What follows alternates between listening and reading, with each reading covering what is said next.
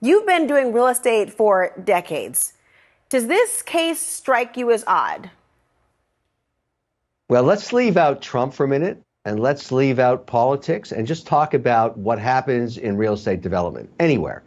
So, if you're a developer and you've got a building on a block anywhere in America and it's worth, let's say, $500 million, and you want to build a building right beside it, you go to the bank and say, this building is worth $500 million.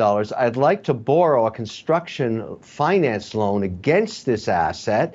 And I want you to tell me it's worth 500 million too. And the bank negotiates with you and says, well, no, we think it's worth 400 million. And you fight it out. You're always trying to show your assets in the brightest light with the sunshine you could possibly determine for them. You want them to be worth the very most because you're only going to get a 40 or 50% loan to value, as it's called. Then you borrow that money. In the case of a $500 million asset, maybe you get $250 million, and you build a new building with a construction finance loan.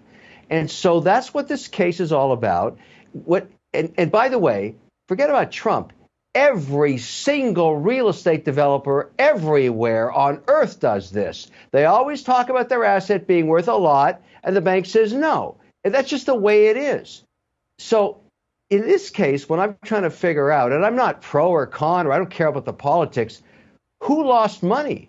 Nobody. The bank got paid back the construction finance loan, and a new building was built. And if you're going to sue this case and win, you got to sue every real estate developer everywhere. This is all they do. This is what they do all day long, every day. So I don't think this thing will ever survive appeal, regardless of what the fine is.